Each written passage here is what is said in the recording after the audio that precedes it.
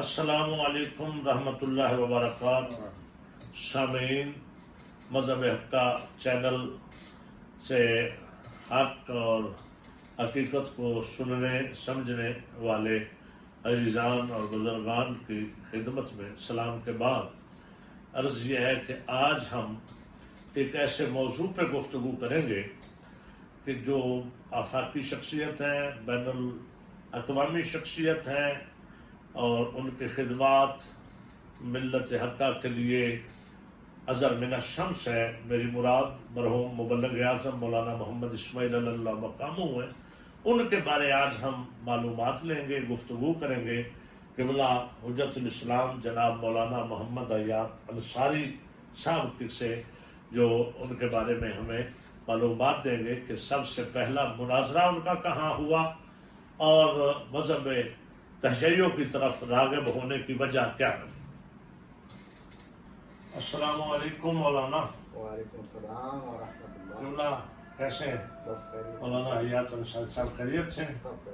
اچھا مولانا، مختصر سی عرض یہ ہے کہ مرحوم مغفور مبلغ اعظم مولانا محمد اسماعیل کے بارے میں کہ وہ شیعہ کیسے ہوئے، مختلف لوگ روایات بیان کرتے ہیں.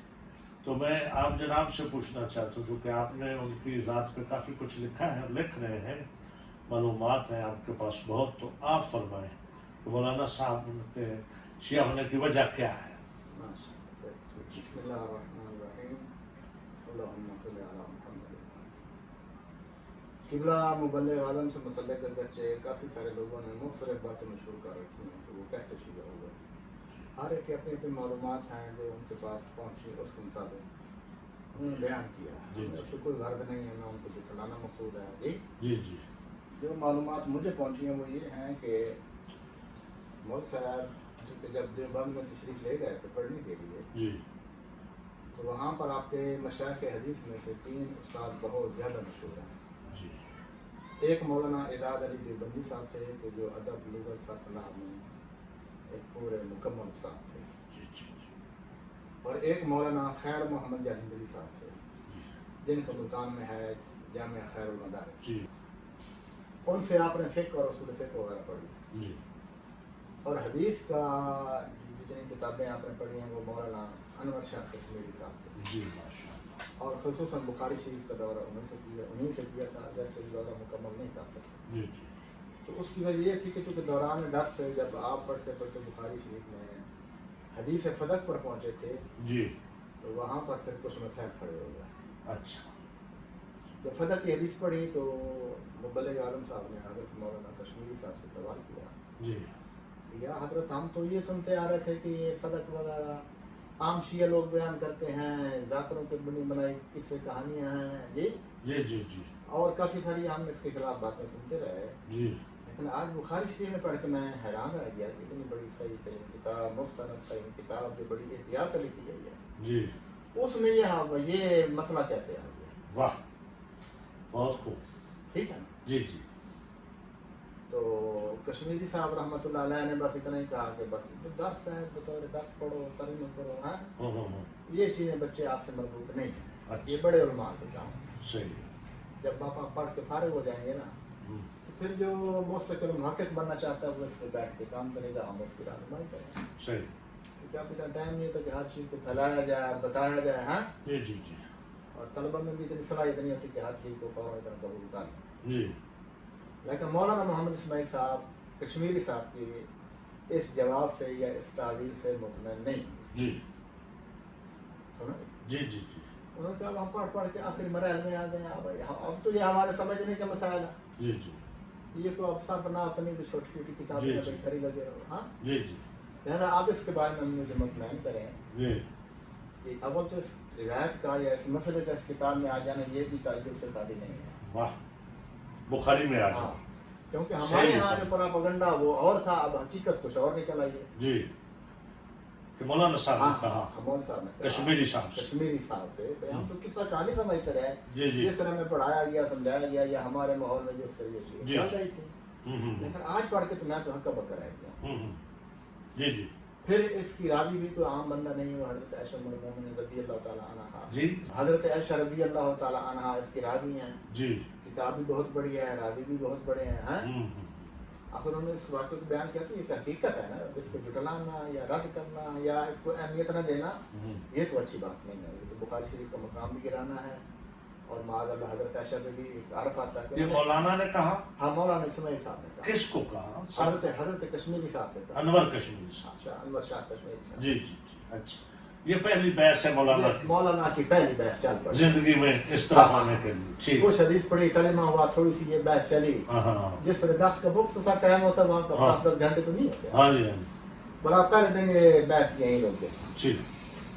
دوسرے دن پھر یہ کشمیری صاحب حسب عادت اگلی روایتیں پڑھانے لگے. ہاں جی.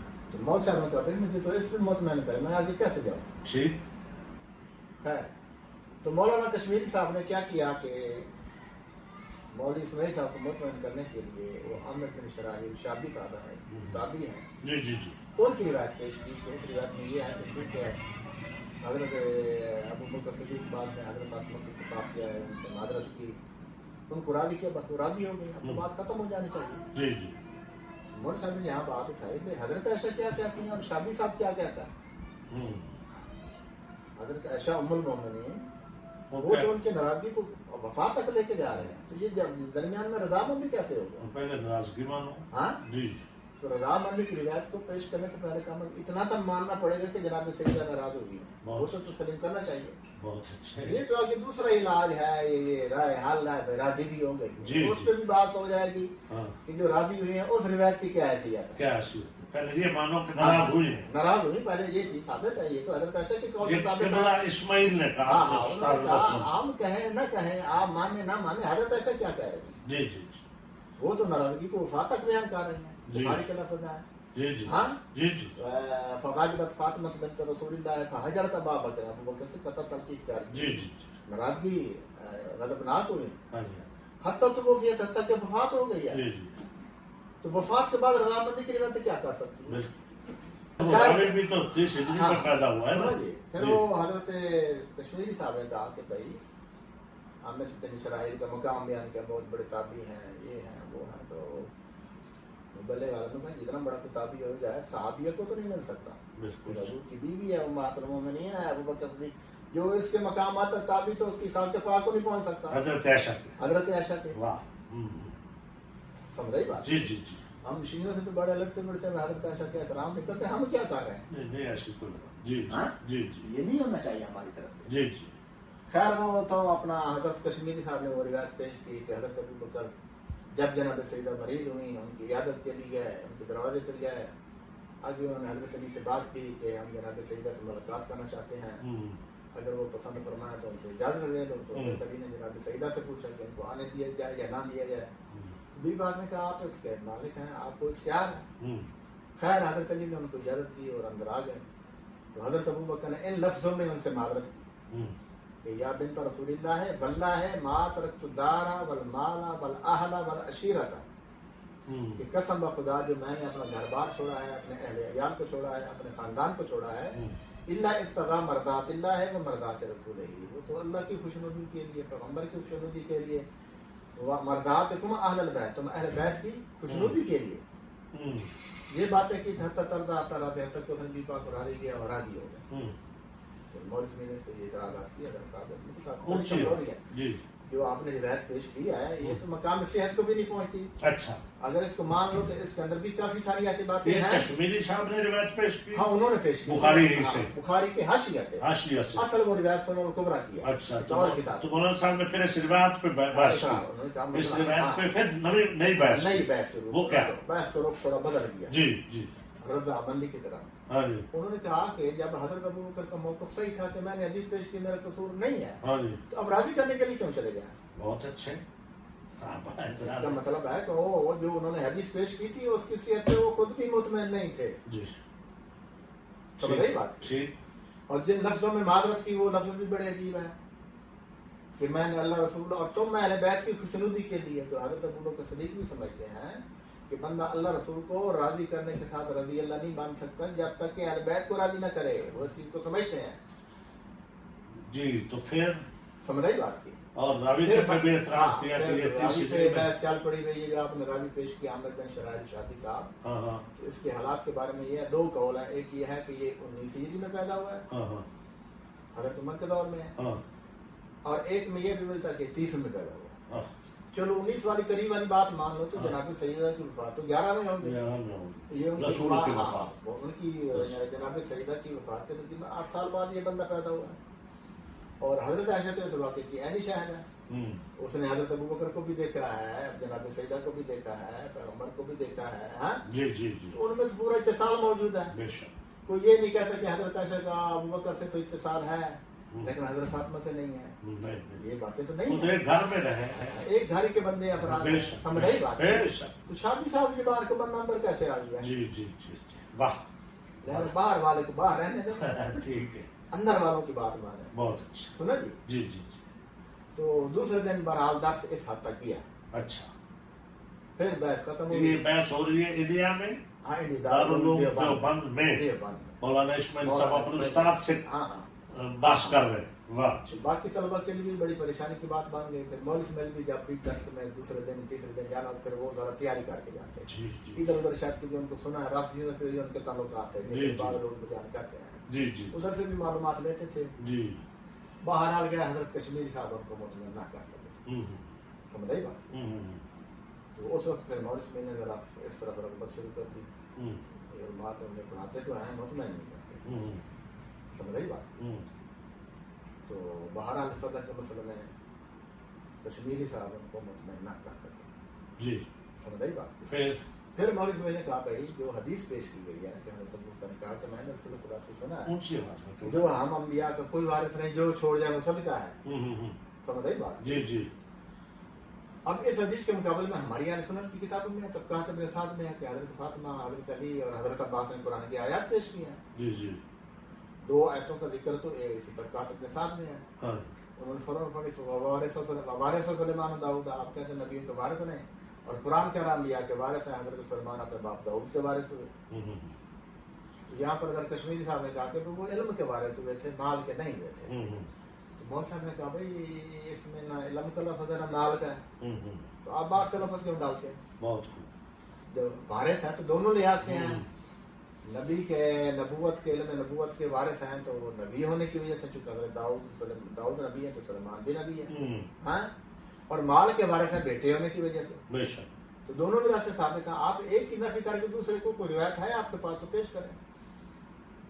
قرآن کی اس تفسیر کے بارے میں پیغمبر اسلام کو فرمانا ہے، پیش کرو بھئی یہاں پر علم سے مراد علم نبوت ہے، مال نہیں ہے، صحیح جب عموم آیا تو آپ کیوں تخصیص پیدا کرتے ہیں؟ بالکل اس پہ کوئی شاہد پیش کرو، کوئی حدیث پیش کرو، جی جی تو اس وقت چونکہ وہ کشمیری صاحب نے کہا کہ یہ تو مسئلہ بخاری سے بھی بڑھ گیا، صحیح اب کیا کیا جائے اس کا؟ اب تو قرآن ہے ہاں جی جی جی تو خیر یہ اس چیز کو تو حضرت ابو بکر وہ بھی نہ رد کر سکے جب انہوں نے آیات پیش کی، جی جی ہاں چونکہ تاریخی طور پہ ثابت ہے کہ جس دن پیغمبر کی وفات پیر والے دن ہوئی ہے، حضرت ابو بکر بھی اسی دن خلیفہ بنے ہیں، تو اس کے دوسرے دن بعد جا کے جناب سیدہ نے سوال کیا اور حضور نے قلم نواز مانگی تھی، وہ جمعرات والا دن تھا، تو اس وقت حضور سے کہہ دے کہ آپ کی حدیث کی یا لکھنے کی کوئی ضرورت نہیں ہے، ہمیں قرآن کافی ہے، حسبنا کتاب اللہ، ہاں واہ اب وہ حسبنا کتاب اللہ کہ ایک ہفتہ بھی نہیں گزرا، 2 دن کی بات ہے ہاں بزرگوں نے کوئی آیت ہی پیش نہیں کی، انہوں نے تو یہاں پر 10 آیتیں پیش کرنا چاہیے تھی ان کو، بالکل تو اس کے مقابلے میں وہ حدیث پیش کی جس کو جناب سید اپنا تسلیم ہی نہیں کیا، جی اور قرآن اس کی تائید نہیں کرتا جی کہ انبیاء کی وراثت نہیں ہے، صحیح اہل بیت نے اس کو ماننا نہیں ہے، جی جی سمجھ رہی بات کی؟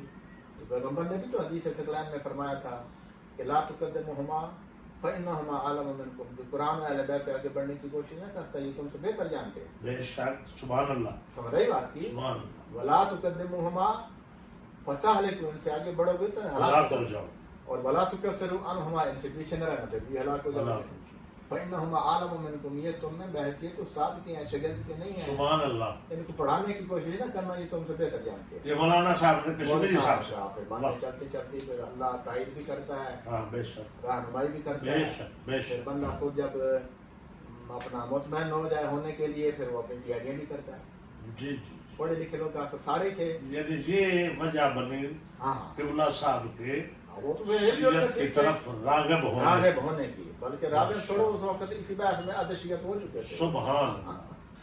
अच्छा अल्लामा अंसारी साहब, आपने बड़े ही अच्छे तरीके से मुबल्लिग मौलाना मोहम्मद इस्माइल और उनके उस्ताद मोहतरम जनाब मौलाना अनवर कश्मीरी साहब की बात का खुलासा पेश किया।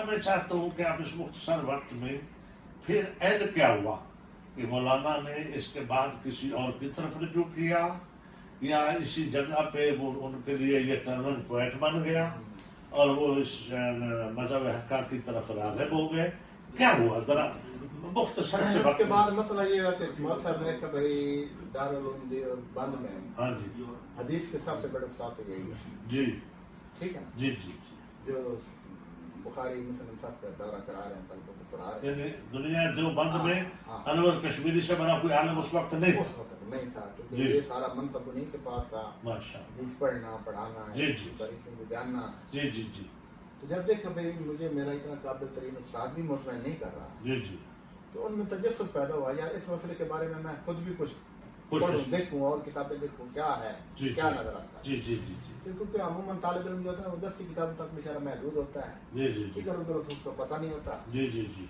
लेकिन जब बाद में मुतवज्जे हो जाता है तो देखता है यार कुछ मेरे फराइज भी बनते हैं, बनते मैं हैं। सिर्फ अंधा मुकल्लिद बनता रहूं। बहुत खूब सही है ना? सही। तो खैर फिर मौलवी साहब ने इधर उधर की किताबें भी देखी, अपनी तहकीकात भी साथ शुरू की, जी और जरा उस्ताद ने एक अच्छे रवैया अच्छा रखा, ये नहीं कि वो उससे को बाद अखलाकी से नहीं वो अच्छे लोग सही। थे। वो उलमा का काम हाँ। जंग नहीं होता, वो उलमा का काम तो बस वो- समझाना है, दलाल देना है। बस अगर वो को है। मानता है ठीक है, नहीं मानता तो उन्होंने भी ठीक जब देखा यार है। ये मेरे- जमाना तो नहीं था कि एक दूसरे की जान के दुश्मन हो जाते। उन्होंने देखा यार मेरा इतना बड़ा पक्का सच्चा उस्ताद भी यार मुतमईन नहीं कर सका, जी जी हैं? हाँ जी ये क्या बनेगा? हाँ फिर उन्होंने अपने तौर पर तहकीकात शुरू की, अपनी इस मसले में मज़ीद रिवायात देखी। और जो बंद में रहे या वहां से निकल पड़े। वो उस दौरान तो फिर आते जाते रहे, चूंकि दर्स भी बाद में बंद हो जाता था, समझ रही बात की, क्योंकि मदरसे का माहौल थोड़ा खराब होना शुरू हो गया। जब ऐसी फिर बात इस बहस मुनाजरे के बाद उनको निकाल दिया गया जैसा कि आपने मैं बताता हूँ, जी जब बिल्कुल। माहौल डिस्टर्ब हुआ तो फिर असादा ने सोचा कि इस बंदे को कोई और इलाज किया जाए। ठीक सही है ना? जी जी जी तो फिर जरा माहौल बदलने लग गया मौलवी साहब के खिलाफ, हम्म, समझ रही बात की? अच्छा तो फिर वहाँ मौलवी साहब ने भी अपने आप को अकेला महसूस करना शुरू कर ठीक। दिया, यार मौत मेरे खिलाफ हो गया, सुना जी? जी जी तो अब असासा ने उनको निकालने का प्रोग्राम बनाया, ठीक मेरा साहब आप तशरीफ ले जाए, हम्म। समझ रही बात की? जी जी तो खैर जब वहाँ से चले आए घर आए तो घर में भी सारी खबरें पहुँचती रहती थी कि हाँ, आपका जाहिर। बेटा पढ़ने क्या आया था, आगे से क्या माहौल बना दिया है, जी सुना जी? जी तो उनके वाले साहब भी बहुत बड़े अहले हदीसों के आलम थे, मौलाना सुल्तान बोलो अली साहब। सुल्तान हाँ, अहले हदीस अहले हदीस। जी जी अच्छा फिर वहां से घर आए। उनके लिए भी एक परेशानी का बहस बन गया, फिर मेरा बेटा अगर ये शियत की तरफ चला गया हाँ हाँ तो इसने तो मेरी नाक काट दी, जी समझ रही बात? अच्छा तो उसने फिर मौलवी साहब से इधर उनको मदरसे से निकाल दिया गया देवबंद से। जब घर आया तो घर का माहौल उससे भी सख्त हो गया, अच्छा सारे अजीज रिश्तेदार वालदैन ये वो, ओह। उन्होंने रुख बदल लिए, ये तो होता है। समझ रही? जी जी जी। ये तो कुर्बानियां देनी पड़ती है। जी खैर फिर मौलवी साहब को हिदन बंद कमरे में रख देते थे, इससे न कोई मिले न दुआ सलाम करे। अच्छा लेकिन जिन उलमा को ये दोस्तों को पता लगा कि मौलाना सुल्तान अली साहब का बेटा शियत की तरफ राग़िब हो गया है जी जी जी या शिया होने वाला है, हाँ जी तो वो फिर मौल साहब के पास सुल्तान अली साहब के पास आते थे, अफसोस के लिए यार आपने क्या हो गया आपके साथ, आपको पढ़ा लिखा बेटा शिया हो रहा है। और फिर वो मौल साहब को भी देखने जाते, वो बेचारा अकेला बैठा होता था, तो मौलवी साहब बाहर आके देखते यार ऐसे लोग कहते शिया तो हम ठीक ठाक बैठा है, समझ रही बात? जी जी बहरहाल चलते चलाते मौल साहब को फिर घर से निकालने के प्रोग्राम भी बनना शुरू हो गया, हम्म, उसको निकाला जाए, आग किया जाए, सुना जी? जी तो ये थी हिंदुस्तान की बातें, अभी पाकिस्तान बनने के करीब ही था। यानी दारुल उलूम जो बंद से भी निकाले गए हाँ हाँ शिया होने की वजह से, फिर राग़िब हो गया, माहौल खराब था। हाँ और वालिद ने भी ना रहने दिया हाँ हाँ कि ये मेरी नाक का मसला है, मेरे इतने मसले बड़े में आलम मसला दीन का है। बेटा अरे, इतना बड़ा पढ़ लिख के फिर हाँ। शिया हो गया। सुना जी? फिर वहां से भी यानी उनको بھائی باپ نے بھی نکال ہی دیا، ماحول ایسا بنا دیا کہ بیچارے کو نکلنا پڑا. نکلنا پڑا. پھر اللہ کے فضل سے انہوں نے مدرسہ بھی بنایا، جی ہاں، جی ہاں. پوری دنیا پہ مناظرے بھی کیا گئے. نشست میں ہم آپ سے پوچھیں گے کہ پھر اس میں یہ تو ہوا تھا مناظرہ ان کا انڈیا میں دیوبند میں اپنے استاد کے ساتھ. جی ہاں، جی ہاں. دوسری نشست میں ہم آپ سے پوچھیں گے کہ پاکستان میں سب سے پہلا مناظرہ ان کا کہاں ہوا اور کس سے ہوا اور کیا نتیجہ نکلا. صحیح. بہت مہربانی، آپ کو بڑی زحمت دی ہے، آپ نے بڑی محبت فرمائی، تشریف لا کے، اور آپ نے حقائق جو ہے وہ بیان کیے. انشاءاللہ سب سننے والے آپ کو دعا دیں گے، پاک سیدہ سے محبت کرنے والے آپ کی صحت و سلامتی کی دعا کرتے رہیں گے. یہ مذہب حق کا چینل جو ہے اس پہ آپ کی یہ گفتگو سنائی جائے گی. اور اللہ پاک اس چینل کو چلانے والے جو ہمارے یہ بچے ہیں ان کو بھی اللہ تعالیٰ توفیق میں، ان کی توفیق میں اضافہ فرمائے، صحت و سلامتی عطا فرمائے. ٹھیک.